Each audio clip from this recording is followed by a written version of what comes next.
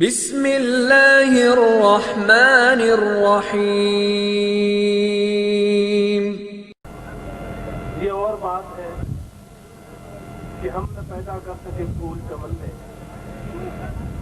لیکن جہاں سے بھی گزرے کچھ کانٹے زخم کیے۔ اس شہر سے میں دعوت دوں گا حاجی یونس عرفه صاحب کو کہ وہ اسٹیج پر آئیں اور آپ سے مخاطب ہوں۔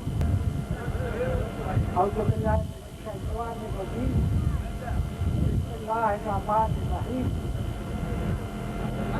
الحمد للہ رب العالمین، الرحمن الرحیم، مالک یوم الدین۔ سب سے پہلے تو میں سب دلوں کو اور دلہنوں کو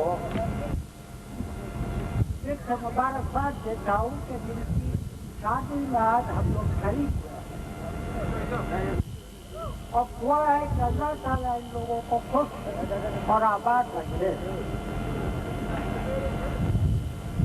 جیسا کہ حاجی بشیر صاحب نے اور دوسروں نے فرمایا کہ یہ سارا کام کچھ لوگوں نے مل کر کیا ہے، جیسے کہ بجٹ کے حساب سے کو کھٹا دے کر کے۔ تو اس کے بارے میں ایک چھوٹی سی بات بتا دوں کہ کسی کام کے لیے اگر تو 10-20 لاکھ روپیہ دینا ہے، 10-20 ہزار روپیہ دینا ہے تو وہ اچھی بات ہے، مگر کسی بھی کام میں اگر تو شریک ہونا ہے